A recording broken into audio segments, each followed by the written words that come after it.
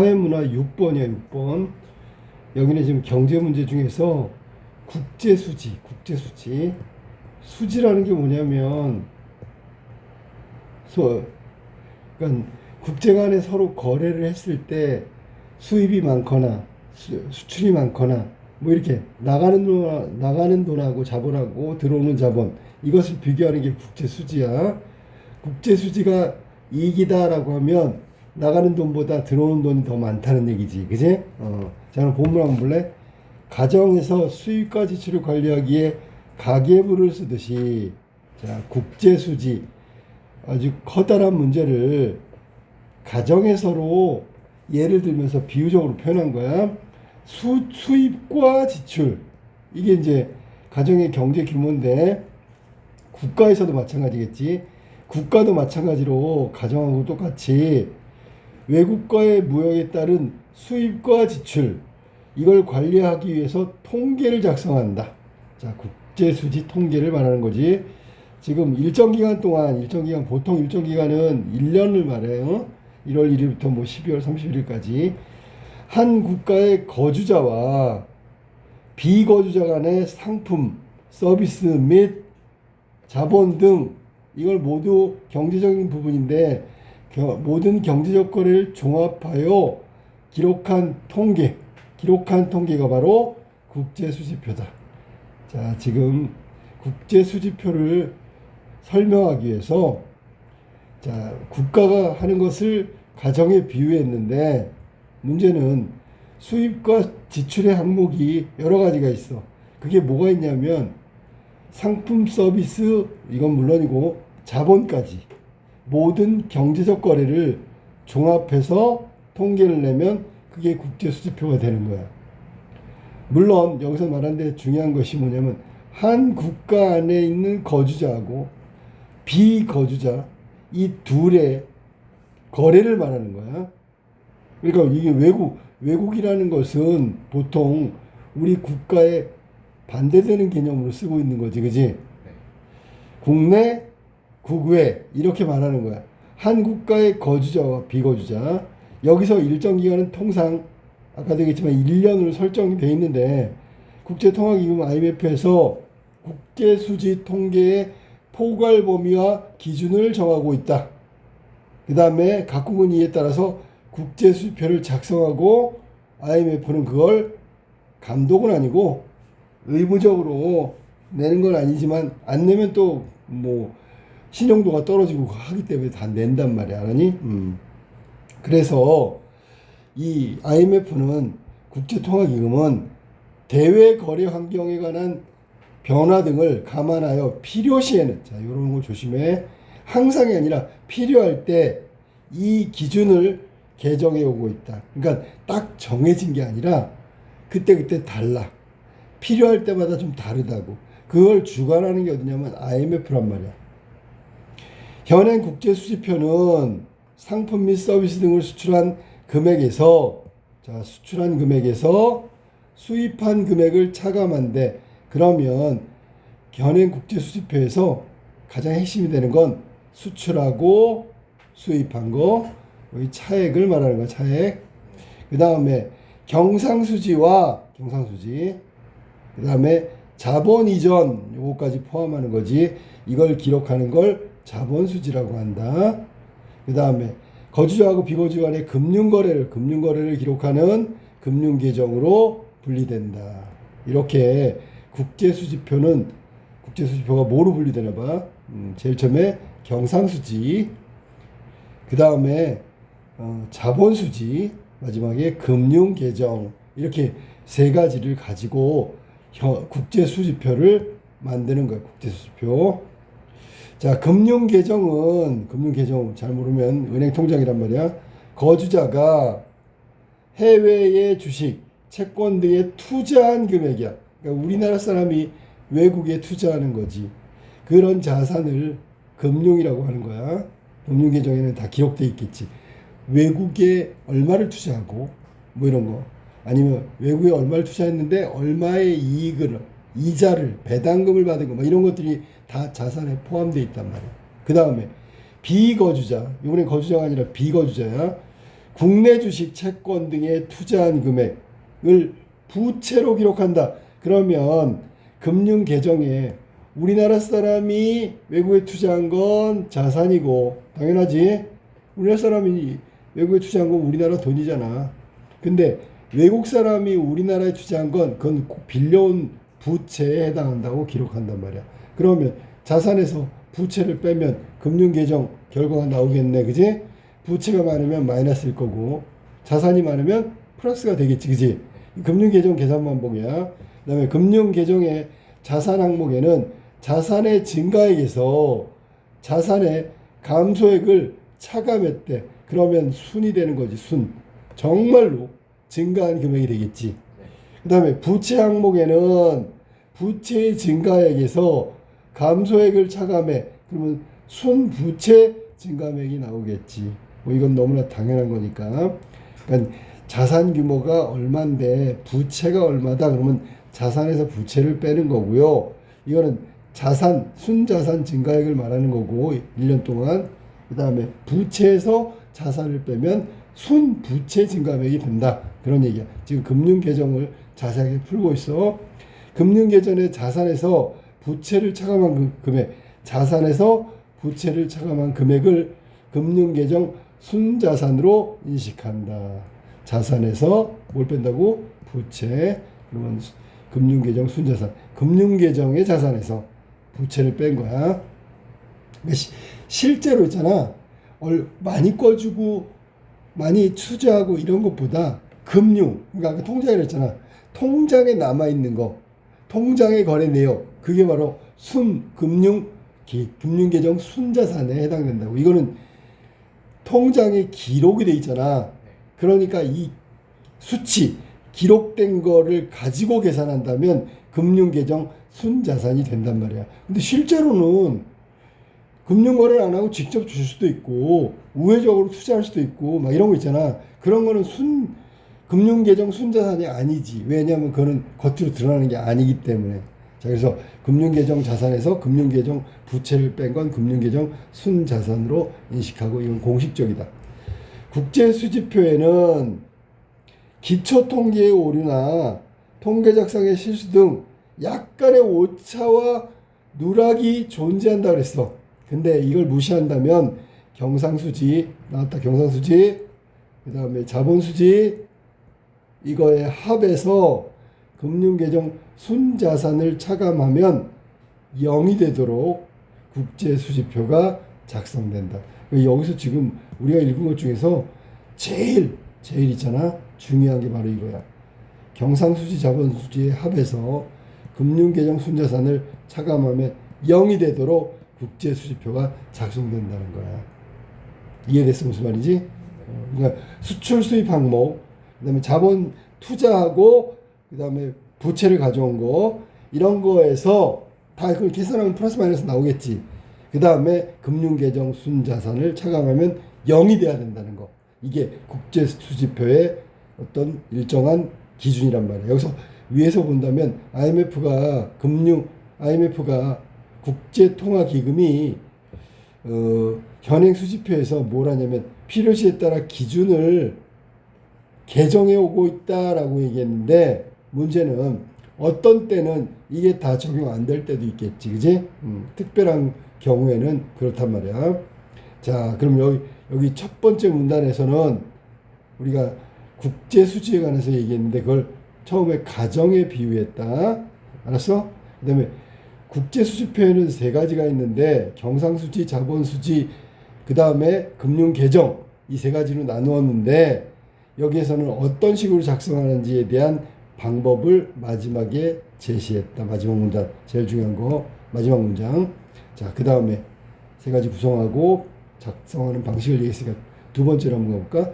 국제수지표에 기록되는 대외거래는 국내 거주자와 비거주자를 기준으로 경제적 거래를 기록이므로 거주성과 소유권의 변동 여부가 중요하다. 자, 보통 거주자라고 하면 법적으로 내가 알기로는 한 150일인가 국내 거주하면 국내 거주인으로 인정한단 말이야. 뭐 그것보다 짧으면 비거주자로 인정하고, 근데 소유권의 변동인데 거주자가 건물을 매입했어. 건물을 매입했는데 이게 건물을 중간에 팔아버리면 소유권의 변동이 일어나는 거야. 그러면 그거는 이제 여기 국제수집표 작성할 때 거주자가 되거나 비거주자가 될 수가 있겠지, 그지? 뭐 이런 것들을 감안한다. 여기에서 거주성은 국적 안 중요해? 거래 당사자의 경제적 이익이 중심이 되는 나라가 어디냐? 그러면 결국 거래에서 누가 이익을 보느냐? 미국 이익을 보면 얘는 거주자가 아니라 비거주자라고 분류해 놓는단 말이야. 알았지?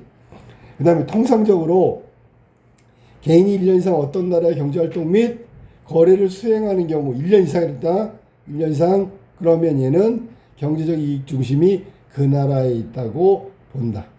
그러면 1년 혹은 1년 넘으면 그 사람은 외국 사람이라고 해도 국내 경제에 영향을 미쳐. 그럼 거주자로 분류한다. 그런 얘기야. 그래서 여기서는 지금 경제적 이익이 중심이 어디냐? 그거에 따라서 하나, 두 번째 1년 이상이라면 그냥 국내 거주자로 인정한다. 그런 얘기야. 그렇지? 즉 개인이 1년 미만 기간 동안 본국을 떠나서 해외에서 경제활동에 종사할 때 1년 미만 기간 동안 본국의 거주자로 보는 반면 해외에서 1년 이상 계속 경제활동을 종사하는 경우 비거주자로 분류된다고 이야기한 거야. 그러니까 아까 국제수집표에 일정 기간이 1년이라고 했는데 거주자, 비거주자도 1년이라고 보면 되겠네. 그지? 그러면 일반적인 거야. 그 다음에 하나 조심할 건 이게 경제적 이익이 누구한테 있냐에 따라서 만약에 미국에 있으면 이 사람은 비거주자, 아니면 우리한테 이익이 있어. 외국에 있지만. 그러면 이거는 거주자로 인정한단 말이야. 기업의 경우에는 어떤 국가에 설립되고 법적 등기가 되어 법인격을 획득한 경우, 이거 다른 나라겠지, 그지? 해당 국가의 거주자로 아예 가서 뭐 하는 거야? 기업을 설립하고 법적 등기가 됐어. 등기가 됐다는 건 출생신고를 한 거랑 마찬가지야. 그러니까 그 나라, 해당 국가의 거주자로 간주할 수밖에 없는 거지, 그지? A국에 본사를 둔 기업이 B국에 설립 등기한 현지 법인은 비록 실질적으로 A가 경영권을 갖고 있다고 본사라고 하더라도 A국의 입장에서는 비거주자로 분류된다. 뭐 이 세금 때문에 이런 식으로 해서 외국에 현지 법인을 만드는 경우가 많이 있다. 그러니까 세금이 싼 쪽으로 일부러 거기다가 법인을 만드는 경우야. 알았니? 아무리 본사가 미국이지만 중국 공장은 중국 거다. 알았니? 라고 생각하면 돼. 또한 거주자가 해외 비거주로부터 상품을 구입하고, 자, 거주자가 우리가 해외 비거주자로부터 상품을 구입하고 그 상품을 국내에 반입하지 않고 타국으로 판매하는 경우, 자, 그럼 봐봐. 우리나라 삼성에서 자, 영국이라고 할까? 영국에서 물건을 사가지고 국내에 왔다가 미국으로 파는 게 아니라 영국에서 사가지고 바로 미국으로 다이렉트로 갔어. 그러면 국내를 거쳐간 게 아니지, 그지? 이런 경우는 소유권의 변동이 발생하는 경우이므로 이는 상품 수출입에 해당한다. 이해됐지? 무슨 말인지? 이거는 국제수지에 포함시킨다. 그런 얘기야. 왜냐하면 거래 주체가 우리고 이익은 우리가 보기 때문에 그런 거야. 아까 나왔던 거랑 비슷한 거지. 자, 그래서 요 두 번째 제일 중요한 단어가 뭐냐면 여기서는 위에서 나온 대로 두 번째 문단에 가장 중요한 건 소유권과 거주성, 요거에 관한 걸 이야기했단 말이야. 소유권의 변동, 이거 중요한 거고요. 거주권, 거주자냐 비거주자냐. 마지막에 예외처럼 거주자 비거주자의 비거주 국가로부터 상품을 해서 제3국가에 타국가에 판매하는 경우, 이런 경우 상품의 수출입에 해당되니까 국제수지에 포함된다라는 걸 얘기하고 있는 거야. 자, 그 다음에 한 국가가 1년 동안 비거주자와 거래하고 나면, 자, 국내 거주자들이 보유하고 있는 외환 규모의 변동이 생기기 마련이겠지. 자, 생각해봐. 거래를 했다는 건 물건을 주고 돈을 받았다는 거잖아. 맞지, 그지? 이건 판매한 거잖아. 그렇다면 수입이 있을 거고 수입에 따라서 자산 변동이 일어날 거란 말이야.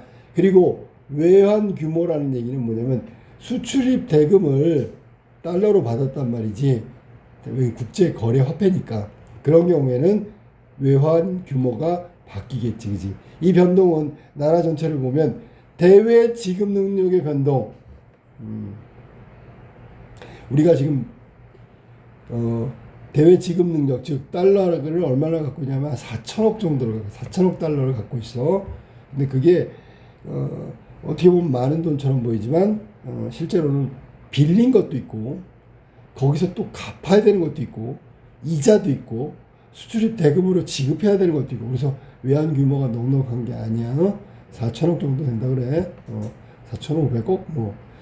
자, 1년 동안 발생한 거래를 기록하는 국제 수지표와는 달리 연말 시점에 국내 거주자가 해외 보유한 대외금융자산 혹은 대외 투자 자산이와 비거주자에 지불해야 되는 대외금융 부채, 대외금융 자산에서 대외금융 부채를 차감하면 순이 나온다 그랬지? 자, 순 대외금융 자산이다. 순 대외금융, 대외금융 부채 혹은 대외금융 자산, 자산에서 부채를 빼면 순대외금융 자산액을 나오겠지, 그지? 반대로 계산하면 대외금융 부채에서 금융자산을, 대외금융 자산을 빼면 순대외 부채 자산이 되겠지. 아까 나왔던 계산하고 똑같은 거야. 그게 바로 국제 투자 대조표다. 대조표. 대조. 여기 대조라는 말은 뭐라, 왜 대조가 됐지? 자산하고 부채는 반대말이지, 그지? 이거 대조한다는 얘기야.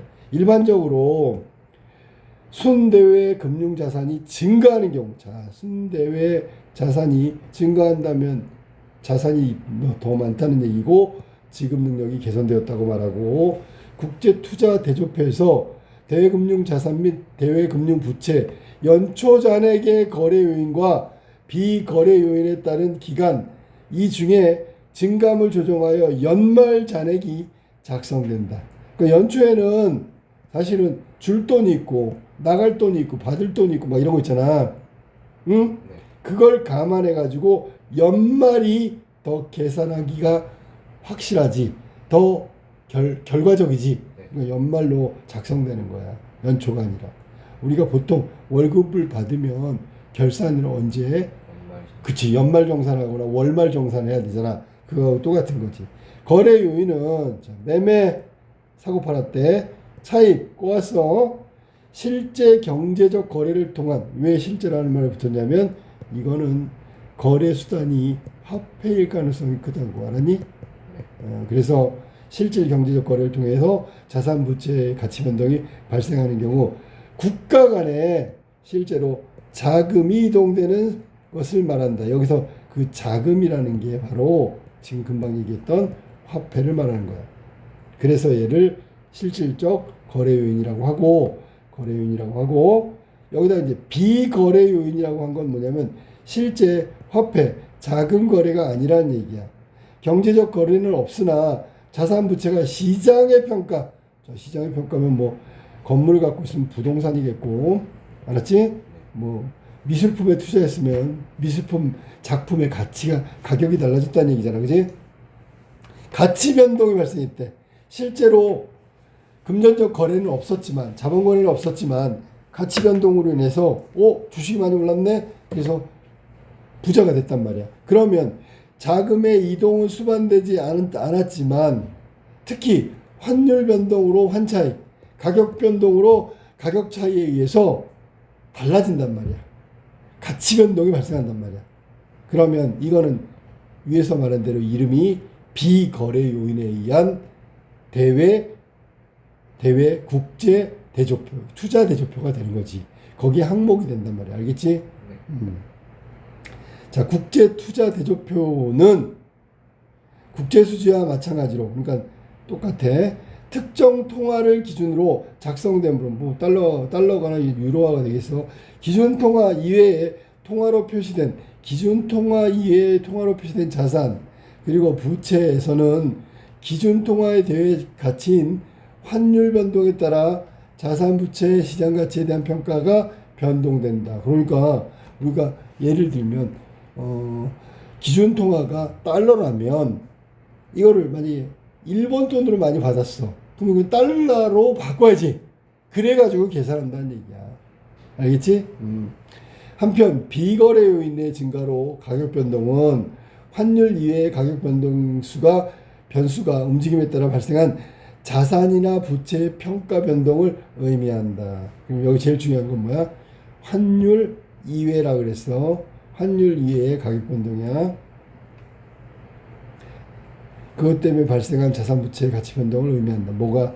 비거래 요인, 가격 변동. 이건 좀 알아뒀으면 되겠어. 거래 요인으로 따지는 건 아까 위에서 말한 대로면 환율이나 가격 변동 그리고 기타 변동은 쉽게 얘기해서 거래 요인, 정상적인 국제 수지 대조표에 적용되는 거야. 하지만 이 비거래 요인은 실제로 금전이 왔다 갔다 하는 게 아니기 때문에 눈으로 볼 수 없지만 얘도 포함시키는데 그 조건이 바로 이거라고. 환율 변화 이외의 가격 변동. 알았지? 자, 그래서 여기서는 국가 투자 대조표에 뭘 적는 건지, 어떻게 계산하는지, 어떻게 작성하는지 원리를 설명하고 있는 거야. 자, 그 다음에 국제수지표의 금융계정은 또 나서 이게 헷갈리는 게 뭐냐면 위에는 국제수지표고 여기는 국제수지표, 국제투자대조표. 뒤에 거는 국제투자대조표야. 알았니? 위에 거 이해를 하고 국제수지표를 이해하고 국제투자대조표를 지금 봐야 되는 거야. 그렇게 해야지 헷갈리지 않는 거야. 거래 시점에서 실제 가격, 시장 가격으로 대거래를 작성하는 유량 통계. 유량이라는 건 사실은 여기서 유는 흘러간다 그런 얘기야. 원래 생각해봐. 국제수지표의 금융 계정은 실제 시장 가격으로 대외 거래가 왔다 갔다 거래를 하는 것은 멈춰 있는 게 아니잖아. 응? 그러니까 계속 수출하고 수입하고 수출하고 수입하고 계속 이루어지잖아. 그거를 계산하려면 어떻게 돼? 딱 한 시점을 정해서 해야 되는데 그게 연말이라고 아까 얘기했는데 얘는 사실은 연말에 작성한다 그래도 정확하진 않겠지. 그 사이에도 왔다 갔다 흐름이 있잖아. 그래서 유량이라고 한 거야. 유량 통계. 그 다음에 국제 투자 대조표는 대외금융자산과 대외금융부채 잔액을 연말 시점에 평가하여 기록한 저량 통계다. 저량, 이거는 우리가 잘 쉽게 얘기해서 저수지, 물을 가둬놓은 것이란 말이에요. 그러니까 얘는 금융자산 대외부채 잔액이 연말 시점이 되면 국제투자 대조표에서 쓸 때 기록으로 딱 남아있단 말이야. 그럼 끊으면 되는 거야, 그건. 그럼 뭐 예를 들면 연말이다. 12월 31일 은행 시간까지 요까지 딱 하고 계산하면 되잖아. 왜 이게 가능하냐면 내년에도 그렇게 하면 딱 1년이 되는 거야. 근데 유량 통계는 계산하는 도중에도 계속 수출하고 수입하고 대금 주고 부채 얻고 막 이렇게 계속 이어지고 있단 말이야. 그러니까 결과적으로 얘기하면 유량 통계는 정확한 값을 구할 수가 없어. 그냥 그 값은 어떤 시점에 불과한 거고 그 계산이 끝난 시점이 되면 벌써 달라져 있는 거야. 이해되냐 무슨 말인지? 그래서 유량 통계하고 저량 통계 좀 개념을 이해했으면 좋겠고, 자, 근본적인 차이가 존재하겠지, 그지? 지금 내가 설명한 거 알았니? 욕조에 물을 받을 때 수도꼭지에서 졸졸졸 흐르는 물, 욕조에 고인물, 그러니까 흐르는 물은 유량이고 욕조의 고인물은 저량이 되겠지, 그지? 그러니까 유량 통계와 저량 통계는 차이가 있을 수밖에 없겠죠. 당연한 거야. 근본적인 차이는 욕조에 받을 때 수도꼭지에 저 흐르는 물, 욕조의 고인물, 요것 때문에 결정적인 차이가 일어난단 말이야. 수도꼭지에 1분당 5리터의 물을 배출한다고 할 때 10분이 지난 시점에 욕조 안에 50리터의 물이 고이게 된다. 이 경우 욕조에 담겨있는 50리터의 물, 절량이 되고 유입되는 5리터, 1분당 5리터의 물은 바로 유량이 된다. 만약 국제투자대조표가 작성되는 연초하고 연말 시점 사이에 비거래의 변동이 없다면 그러면 그냥 계산하면 되지. 변동이 없으니까. 두 시점 간의 국제투자대조표에 기록된 잔액 차이는 국제수지표의 금융계정과 개념상 동일하게 되겠지. 왜? 중간에 잘 들어. 중간에 연말과 연초와 연말 사이에 변동이 없다는 얘기는 그대로 머물러 있다는 얘기잖아. 그러면 절량 통계를 내는 것과 다를 바가 없지. 알았니? 근데 이게 아니라 실제 현실에서는 막 거래한단 말이야. 거래 요인이 발생한단 말이지. 여기 지금 국제수지표하고 국제투자대조표가 어떻게 다른지 관계를 얘기하고 있는 거야. 이처럼 한 나라의 대외 지급 능력은 아까 나왔던 대외 지급 능력은 상품 서비스의 경쟁력에 기초한 경상수지 흑자를 통한 해외 외화 자산의 축적, 이게 첫 번째고 제일 많으니까. 그 다음에 대외 금융 활동을 통한 투자 성과에 따라 결정된다. 요거는 이제 아까 얘기했던 대로 이게 경상수지하고 자본수지라고 이야기하는 거야. 금융 계정도 있어. 경상수지 흑자라고 얘기했는데 이건 돈을 벌었다는 얘기고, 대외 금융 활동의 투자 실적이 다른 국가에 비해 상대적으로 부진할 경우 순 대외 금융 자산이 감소한대. 그러면 대외 지급 능력이 악화된단 말이야. 그러니까 아무리 수출을 열심히 해서 경상수지가 흑자가 났는데 금융활동, 대금융활동에서 부진해가지고 순대외 금융 자산이 계속 감소하면 지급 능력은 악화되는 거지. 그만큼 투자를 잘못한 거니까. 이 경우 자국의 대외 신인도가 하락함에 따라 왜? 지급 능력이 약화됐으니까 비거주자들이 외국이 국내 투자 자금을 또 회수해. 악순환이지, 그지? 그럼 환율이 상승해. 자국 화폐의 가치가 떨어져. 자국 통화의 대외 가치가 하락해. 사실은 국제 경쟁에서 산업 경쟁력과 더불어 금융 역량의 중요성이 강조되는 것을 절감하게 된다. 그러니까 여기 지금 이거 얘기하고 싶은 거야. 금융 역량의 중요성. 그렇다면 그건 뭘까요? 그러면 대금융 활동을 말하는 거고, 순대외 금융 자산이 증가하는 쪽으로 지급 능력을 강화하는 쪽으로 발전하지 않으면 순차적으로 일어난다. 뭐 대외 신인도 하락, 투자 자금 회수, 이게 이제 단기 한머니 뭐 이런 거 있어. 이런 거 다 빼간단 말이야, 한꺼번에.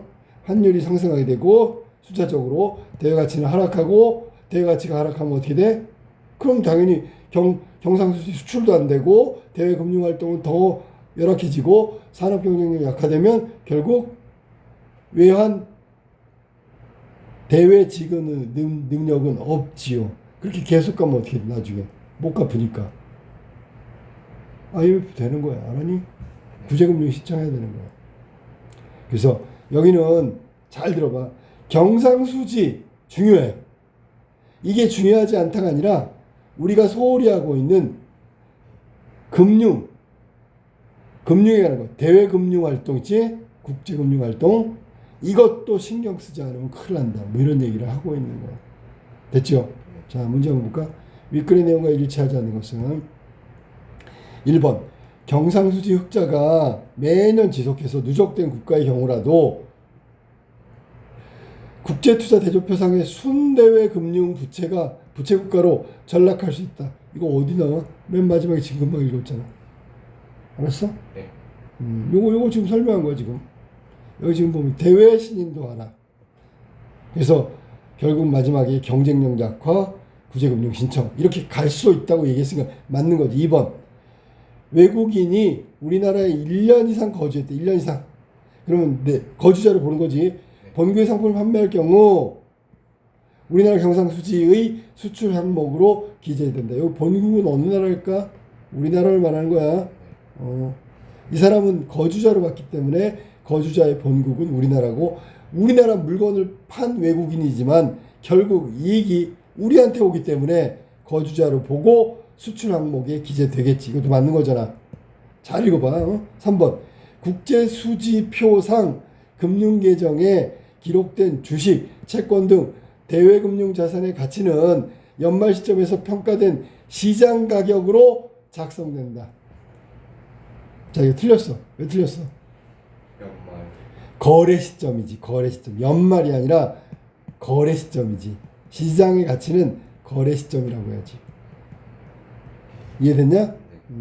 국제 수지표상의 금융계정에 기록된 주식, 채권, 대외금융자산은 그 가치가 그 거래 시점의 시장 가격으로 작성돼야 되겠지. 그러니까 이걸 잘못 해석하면 안 돼. 왜냐면 그 당시에 얼마에 채권을 샀는지, 얼마에 주식을 샀는지, 얼마에 팔았는지, 그게 지금 국제수지표상의 금융계정에 대조표를 작성하는 원칙이란 말이야. 정답이 3번이 틀린 거야.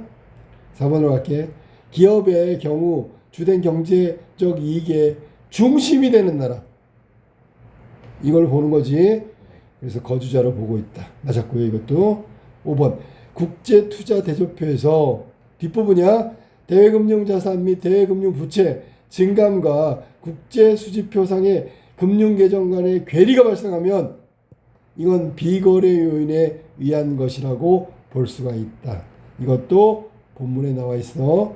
왜냐하면 이게 비거래 요인은 뭘까요? 그러면 여기서 보면 환율의 변동과 아까 나온 본문에 따르면 뭐야? 가격 변동이지.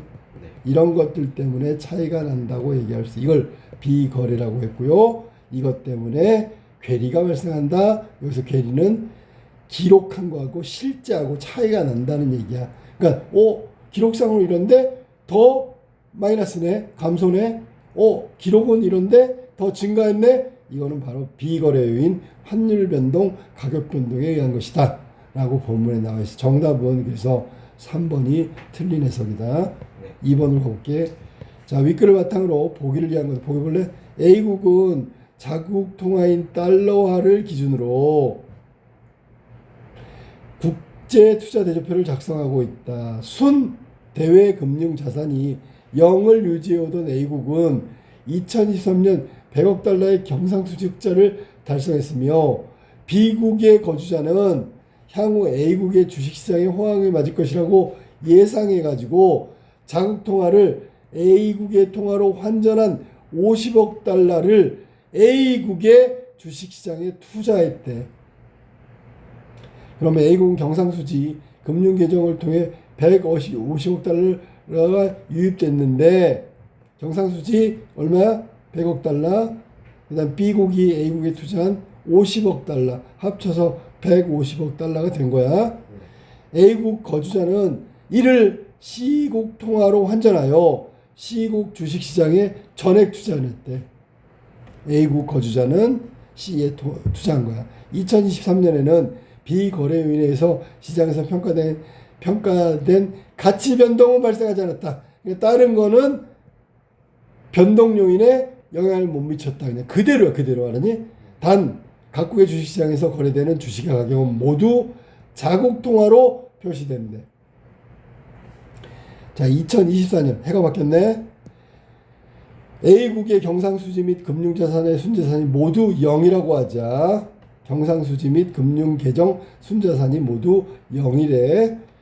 A국의 주가는 예상대로 2배 상승한 반면 C국의 주가는 2분의 1로 폭락했네. 그럼 A국은 150을 유입해가지고 150을 C에다가 투자했는데 75억밖에 안 남았다는 얘기잖아 지금. 또한 A국의 통화의 대외 가치는 B국의 통화의 대외 가치의 2분의 1로 하락한 반면 C국의 통화에 대해서는 2배 상승했대. 그럼 다시 원래대로 왔네. 그지? 자, 그 다음에 한편 이 해에 24년에 국가 간의 자금 거래 이동 없어. 다른 거 포함시키지 마라. 환율 변동도 없대. 그러니까 있는 거 나온 수치만 가지고 계산해 달라고 하는 거야. 알겠지? 자, 그러면 틀린 거. 자, A국이 유입해서 B국이 투자하고 A국은 다시 유입된 걸 C국에 투자했단 말이야. 자, 1번 23년도 A국의 국제 투자 대조표에 대외금융자산 150억 달러, 대외금융부채가 50억 달러로 기록되었을 것이다. 자, 대외금융부채는 어느 나라에서 가져온 거지? 이건 B국에서 가져온 거지, 그지? 이건 유입된 거니까 부채로 보는 거야. 됐어? 네. 그 다음에 대외금융자산은 100억 달러는 경상수지. 그 다음에 50억 달러가 유입됐기 때문에 요거는 자산에 포함시킨다면 150억 달러가 맞겠지, 그지? 이해됐어? 금융자산은 150달러, 150억 달러, 그 다음에 부채로 계산되는 건 B국이 A국에 투자한 거. 국제투자 대조표상에는 그렇단 말이야. 알겠니? 그러니까 이런 대조표를 보면 뭐가 되냐면, 잘 봐봐. A국은 지금 금융자산이 150억이구나. 근데 그 중에 50억은 빌린 거구나가 딱 나오잖아. 그지? 2번으로 한번 가볼까? 자, 23년에 A국의 대외지급 능력은 개선됐대. 왜? 금융자산이 150억으로 증가했으니까 대외지급 능력도 올라간 거지. 3번 24년도에 A국의 순 자산 증가액과 순 부채 증가액은 같을 것이다. 맞았지요? 순 자산 증가액은 얼마야? 아까 빼면 되잖아. 100억에서 얼마를 빼? 50억을 빼야지. 그러면 50억이고요. 그 다음에 순부채도 50억이니까 동일하게 됐다고 얘기할 수 있는 거지. 자, 그 다음에 4번 24년에 A국의 국제 투자 대조표상에 대외 금융 부채는 100억 달러로 기록되었을 것이다. 이것도 조심해라. 왜냐하면 24년도에 주가가 A국의 주가가 2배로 올랐잖아. 2배. 알았니? 그러면 부채가 잡아봐. 50억이었다가 이건 어느 나라 돈이야? B국의 돈이잖아. 그지? 이해됐어? 무슨 말인지? 그럼 50억이었는데 50억을 갖다가 가압회사에 투자했어. 근데 이게 50억이 100억 원의 가치가 된 거야. 됐니? 이 100억 원은 어차피 B국 거잖아. 부채가 그럼 100억이 됐다고 얘기하는 거야. 아니? 얘는 주식의 가격 변동 때문에 부채가 2배로 상승했다고 얘기하는 거야. 이것도 해석이 맞았어. 그럼 정답은 5번이 틀렸겠네. 24년도 A국의 국제 투자 대조표상에 대외금융 자산은 75억 달러로 기록된대. 자, 요거 틀렸어. 왜 틀렸는지 계산을 좀 잘해보자. 어떻게 하냐면 A국이 보유하고 있는 C 나라의 주식은 150억을 투자했기 때문에 절반밖에 안 남았지, 그지? 70억에다가 75억이네, 그지? 이게 A국이 C국에 투자했던 금액이 150억이 75억 달러가 된 거야. 그지?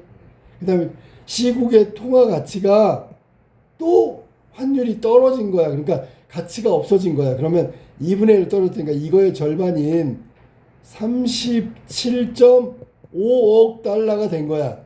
그래서 실질적으로 A국이 150억 달러를 C국에 나 회사에 투자했는데 150억짜리였는데 주식이 2분의 1로 반토막 나면서 75억이 됐다가 C국의 환율도 또 떨어지는 바람에 또 절반으로 떨어져서 37억 5억 달러가 된 거야. 그러니까 150억을 투자했는데 4분의 1 토막이 난 거지. 알겠니?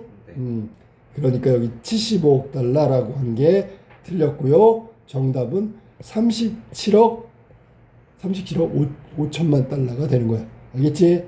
정답은 그래서 5번이 틀렸다. 이거 계산이지만 어려운 계산 아니니까 할 수 있어. 자, 그 다음에 3번으로 한번 가볼까? 윗글을 바탕으로 추론한 거야. 윗글을 바탕으로 추론했대. 그러니까 내용만 가지고 짐작해 보라는 얘기지, 그지? 자, 1번 맞는 거 찾는 거야. 거주자의 해외 주식 투자.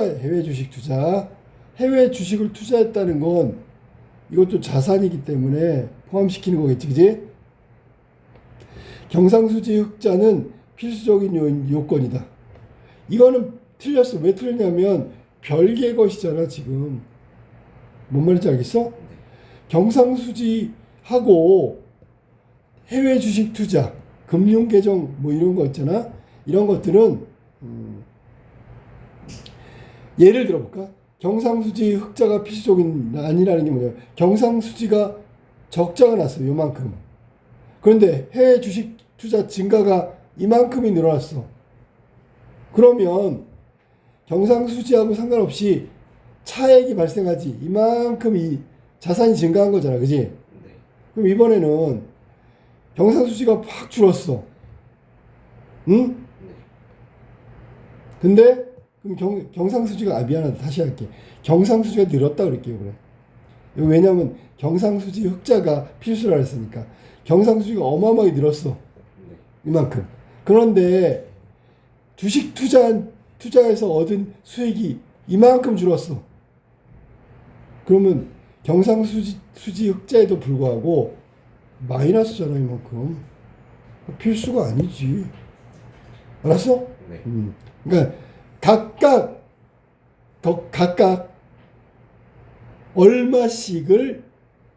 얼마씩 증가하느냐가 그거에 따라 달라. 절대값에 의해서 달라진 거라고. 경상수지 흑자가 전제가 아니라고. 알았니? 네. 자, 이거 틀렸어. 그러니까 2번으로 볼게. 한 국가 안에서 일어나는 모든, 벌써 틀린 것 같은데? 경제적 거래는 국내 거래이므로 국제 수지에 반영되지 않는다? 한 국가 안에서 예를 들어볼까? 아까 나왔는데 비거주자, 거주자가 모두 존재할 수 있잖아. 맞지, 그지? 그럼 거주자가 아니라 비거주자의 거래는 이거는 국제적인 거래랑 마찬가지잖아. 뭔 말인지 알겠어? 네. 국내에서 거래했는데 외국인이 거래한 거야.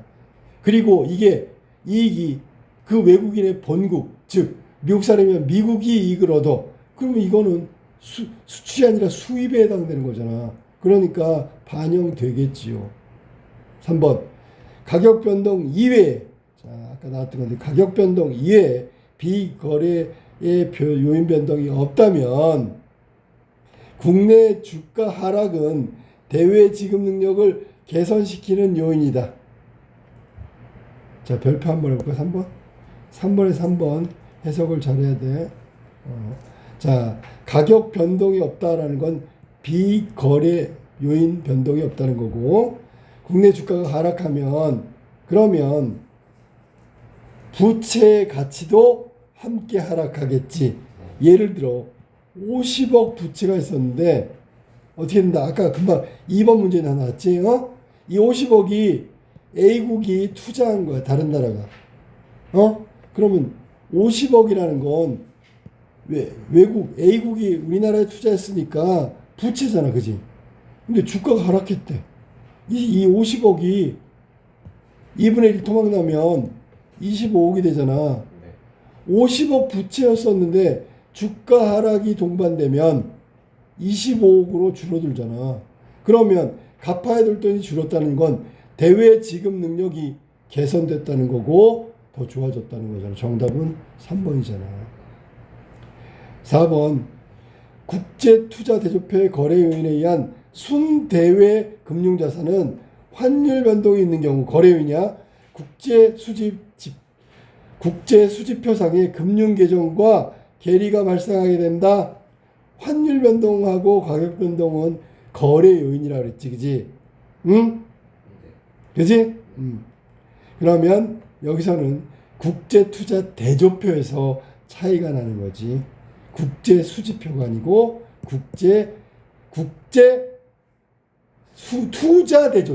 투자대조표에 괴리가 발생한다라고 하는 게 맞는 거지, 그지? 미안해. 왜 이래?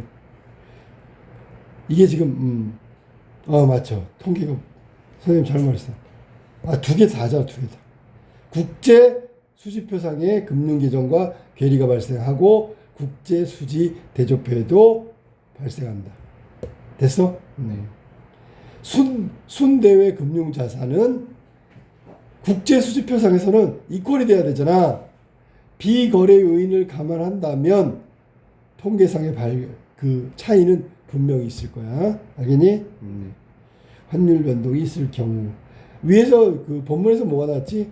환율 변동을 제외하고라고 했기 때문에 환율 변동이 있는 경우에는 금융계정과 차이가 일어난다. 맞았어. 5번 국내 본사가 해외 A국에 설립한 등기. 자, 이거는 현지 법인이고 그거는 국내 본사가 법인 등기까지 마쳤기 때문에 A국으로 봐야 되겠지. 물품을 구매하여 국내에 반입하지 않고 B국에 설립 등기를 한 또 다른 현지 법인에게 되파는 경우 국제수지표에 반영되지 않는다. 반영되지 않는다라는 얘기야. 반영되죠. 자, 그래서 여기 4번 아까 선생님이 설명을 다시 해야 될 것 같아요. 왜냐하면 이 천천히 다시 한번 설명할게. 거기 보면 4번에 자, 여기 4번 봐봐. 국제투자 대조표상의 순대외 금융자산은 이게 국제수지표상으로는 일치하는 거야. 일치하는 거. 알았니? 네. 그런데 환율 거래 변동은 일치해야 되지만 비거래 요인을 감안하면 차이가 난다고. 그러니까 이게 지금 아까 선생님 설명한 거에서 이 부분을 자세히 설명해야 되는데 환율 변동 이외의 경우에는 이거는 변동이 있다는 뜻이고 환율 변동이 있으면 괴리가 발생하지 않는다고 얘기해야 되는 거라고. 알았지? 환율 변동 같은 거래 요인이 있을 때 환율 변동 이외에 비거래 요인이 있을 때 자, 환율 변동이 있으면 괴리가 발생하지 않지만 비거래 요인이 있으면 괴리가 발생한다. 이게 정답이야. 그리고 여기서 맞는 해석은 3번만 맞는 해석이다. 자, 그 다음에 4번으로 한번 볼까? 윗글 바탕으로 A부터 C까지. 이거는 지금 뭐 대단히 어려운 문제처럼 보이지만 간단한 문제야. A부터 C까지 들어갈 내용. 자, 그러면 A부터 C까지 들어갈 내용. A 볼까? 경상수지 밑에 있고 A가 나오고 B가 나왔네. 우리가 보통 경상수지, 자본수지, 금융계정 이렇게 나누고 있기 때문에 자본수지, 금융계정이 있는 걸 찾으면 돼. 얘 아니고요. 됐죠? 네. 얘하고 얘 둘 중 하나 답이고요. 그 다음에 가격 변동. 우리가 보통 아까 나왔던 환율 변동 있지요. 기타 변동. 요거는 거래 요인이라고 보통 얘기하고 그 다음에 이거 말고 비거래 요인의 경우는 차이가 발생할 수 있다라고 얘기했어. 정답은 4번이 정답이다. 간단한 문제였어.